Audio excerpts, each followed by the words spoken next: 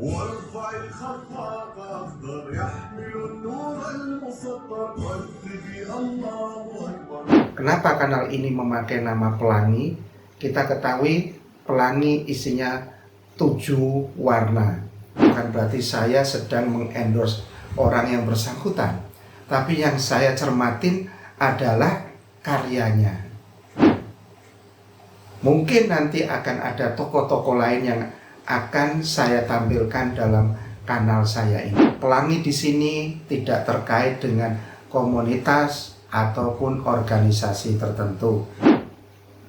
Tidur atau tepatnya koma selama 20 tahun tidak bisa dibangunkan.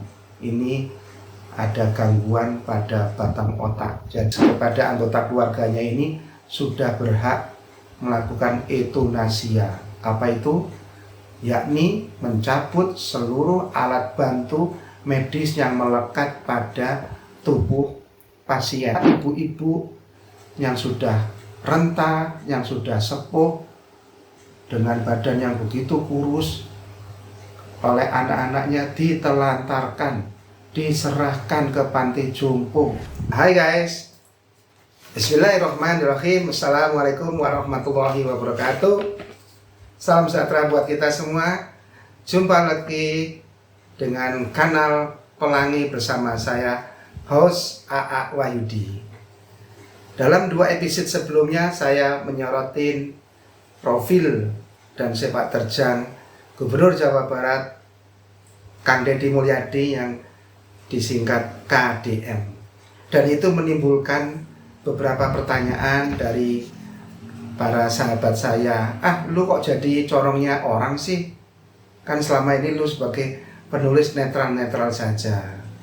Nah, perlu saya jelaskan dan sudah pernah saya sampaikan di episode sebelumnya, kenapa kanal ini memakai nama Pelangi. Kita ketahui pelangi isinya 7 warna. Artinya nanti kedepannya tidak hanya menyorotin tentang kinerja atau karya seseorang. Kalaupun karya itu diluncurkan oleh seseorang, bukan berarti saya sedang mengendorse orang yang bersangkutan, tapi yang saya cermatin adalah karyanya. Mungkin nanti akan ada tokoh-tokoh lain yang akan saya tampilkan dalam kanal saya ini. Itu yang pertama. Yang kedua, kenapa menggunakan logo pelangi? Sudah saya jelaskan juga, karena temanya nanti warna-warni.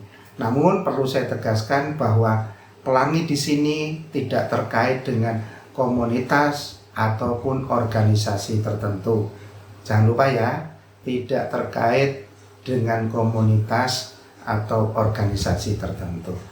Nah, sobat Pelangi, hari ini saya akan menyampaikan cerita tentang seseorang yang mengalami tidur atau tepatnya koma selama 20 tahun.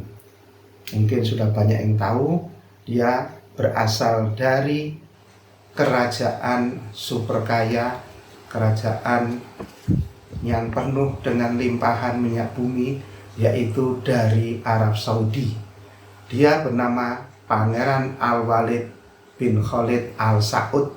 Dari nama Al-Saud sudah kelihatan bahwa dia mungkin cucu atau cucu buyut dari pendiri kerajaan Saudi.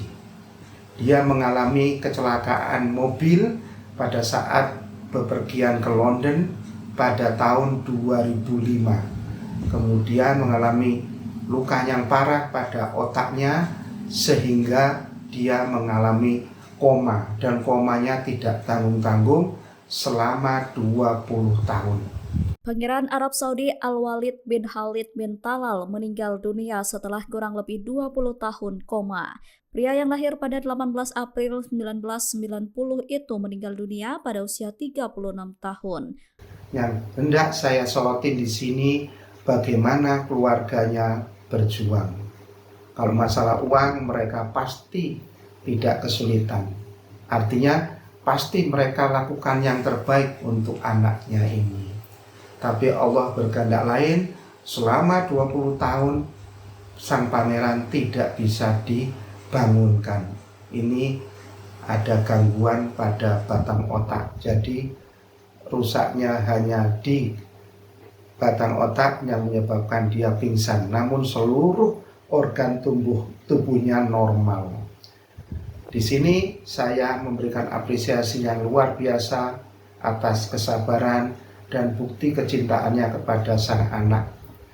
Kita tahu untuk keluarga yang mengalami kejadian medis kepada anggota keluarganya ini sudah berhak melakukan euthanasia. Apa itu? Yakni mencabut seluruh alat bantu medis yang melekat pada tubuh pasien. Dalam hal ini adalah sang pangeran. Tapi keluarga tidak mau. Mereka menunggu dan menunggu keputusan Allah Subhanahu wa Ta'ala, Tuhan Yang Maha Esa. Dan akhirnya pada Juli 2025 doa mereka terkabul, yaitu sang pangeran berpulang ke rahmatullah.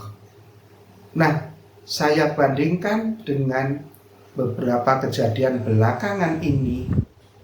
Mungkin para pecinta medsos, khususnya pengidola kanal Pelangi juga sudah pernah mengikuti berita beberapa ibu-ibu yang sudah renta, yang sudah sepuh, dengan badan yang begitu kurus, oleh anak-anaknya ditelantarkan, diserahkan ke panti jompo.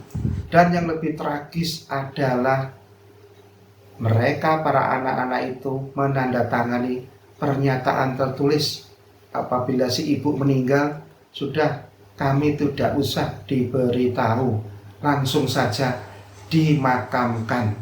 Ini betul-betul terjadi, betul-betul sangat ironis, bahkan tragis. Kita tahu betapa besar jasa seorang ibu, mulai dari mengandung anaknya, melahirkan, sampai dengan membesarkan anak. Tapi kita bisa lihat bandingannya di kerajaan Saudi, di mana keluarganya begitu melimpah, tapi tetap menunggu keputusan terakhir dari Allah Subhanahu wa Ta'ala. Nah, itu aja guys yang bisa aku sampaikan pada episode kali ini.